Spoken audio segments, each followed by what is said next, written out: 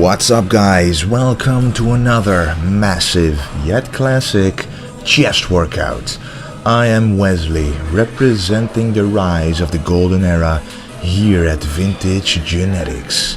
Today is chest day and we of course start off with the famous bench press. As you saw, we like to do pyramid style training. You start off with 15 reps with your first working set and then go down in reps as you progress in sets. But you also of course increase the weight every time. This is the way they mostly trained in the old days. It is an old school way of training that has always worked before, and it certainly is working for me.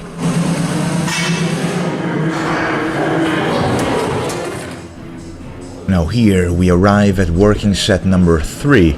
I don't usually show this many sets per exercise, but sometimes it's good to show exactly what's up, you know.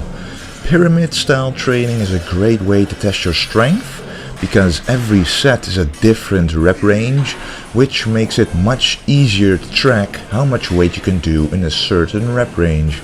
And as you can see, it's only the last 2 sets, like this is the working set number 4. It's the last 2 sets that I'm really starting to struggle, as you can see right here. And that's kind of what I'm aiming for every time I do the bench press. I try to warm up / preserve strength for the last sets during the first few sets, so I can go all out during the last 2 sets. Which makes this exercise great in terms of time under tension, volume, and progressive overload. After the basic chest exercise, we move on to the incline bench press, focusing as much as possible on the upper pectoral muscles. I let the bar go down as high as I can on my chest, and I go all the way down to ensure a great stretch and activation of the upper part of your chest. And actually this is exactly how Arnold did them as well. Now we move on to an exercise that I have been doing since a couple of weeks, so it's pretty recent. I've really noticed that this also activates the upper chest a lot. It's kind of a modified military press. I like to do this on the Smith machine because then you can really focus on the muscle, mind-muscle connection, and not the balance as much as you would have with a regular barbell. But I like sitting not completely straight, but just a little in an inclined position. This puts less stress on the front delts and more on the upper chest. And most people do not realize, but when you fill up your upper chest, it's literally going to look twice as big as before. Everybody has a lower chest, but it's rare to find a physique that has the upper chest to match it. Usually that is underdeveloped, as was my case in the past, but I'm still not content with it, so I added this extra exercise to emphasize it even more.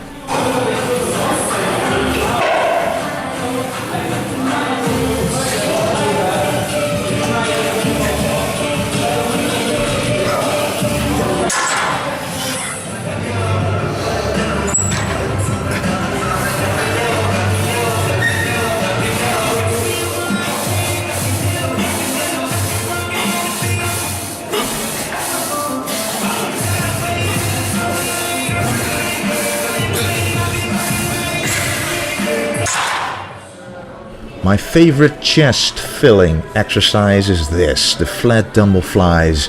If you don't get a pump by now already, this will certainly give you one.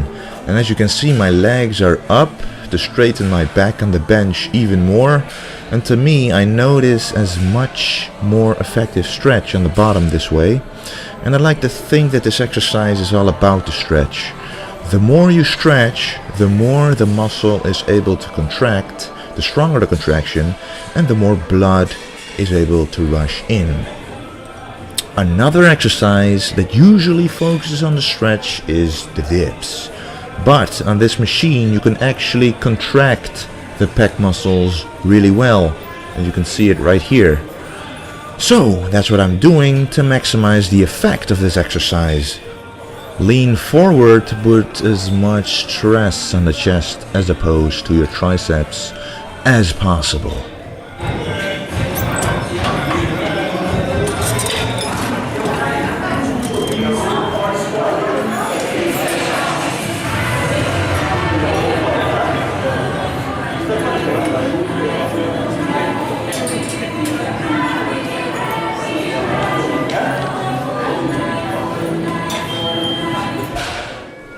Oh yes, the famous finishing exercise I like to do, the dumbbell pullover. I've been hearing positive comments on the channel about people who have included this exercise in their workouts, so I am happy about that. It's good to see a classic exercise being performed again. You know, I think this is one of the best exercises for a classic physique. It just works so much. You learn great mind-muscle connection, you learn how it feels to do a vacuum with your stomach, and it creates that overall chest thickness that this exercise is really effective at.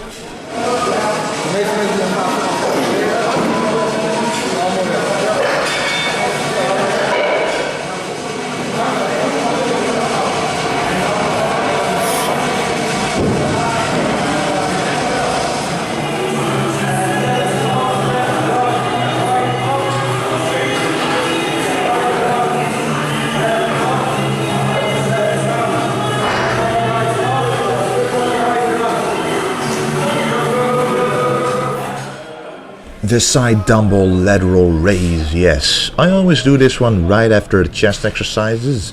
I noticed that I don't need to train shoulders separately because they develop quite well enough because of the chest exercises, which include front delts, and the back exercises, which include rear delts.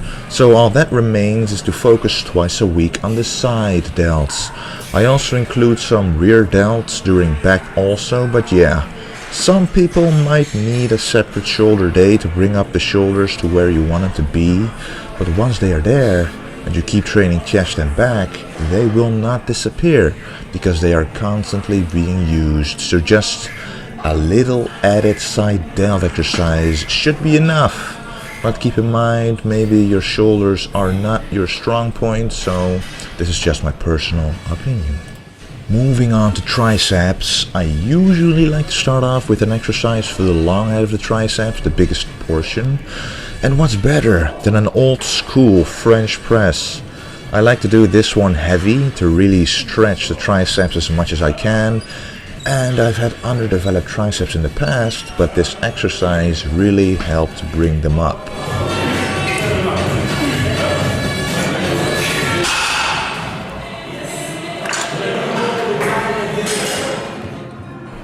Now, because I want a small head of the triceps to grow a little more, I pretty much always include the rope push down. Pushing your wrists as far apart at the bottom you can ensures that you hit the small head. I don't know if it's noticeable, but you can see when I contract the tricep, the small head is a little more involved. Try to really feel it out, so don't go too heavy, because this is pretty much to isolate a small portion of the muscle.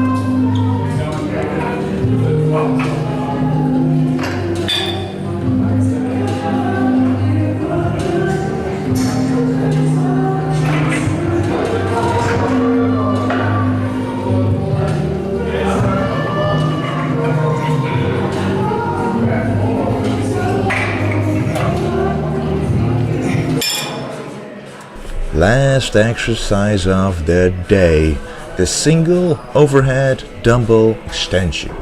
Yes, this again focuses on the stretch, but as you come up, you can contract the whole triceps, so it's a complete exercise to finish off with nicely. And as I've said before in other videos, I like using the principle of filling up the muscle first, getting a pump, and right after that stretch it out with a specific exercise like this. So I first filled up the triceps with a lot of volume on the rope push down and then stretch it out again on this overhead extension. To me, it just feels much more effective, Like the stretch feels more predominant, so there's more tension on the muscle this way. And as you know, time under tension is an important muscle building principle, and I stand by it by using this method. And that concludes today's workout. Thanks for watching. Let's bring back classic bodybuilding. It really is what I strive for. Together, by bringing back some classic exercises, we can grow an army of golden era physiques to take on modern bodybuilding. Anyway, thanks for the support, and I'll see you in the next video. Stay golden, guys.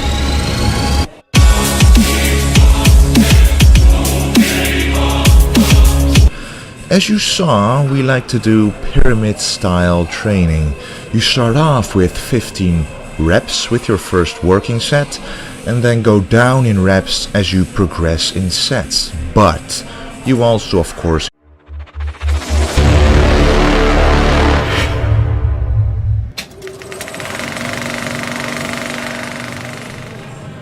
What's up, guys? Welcome to another massive yet classic increase the weight every time. This is the way they mostly trained in the old days. It is an old school way of training that has always worked before, and it certainly is working for me.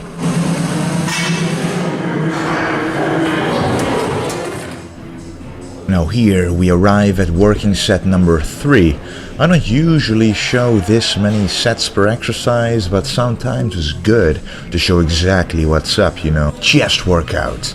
I am Wesley, representing the rise of the golden era here at Vintage Genetics. Today is chest day, and we of course start off with the famous bench press.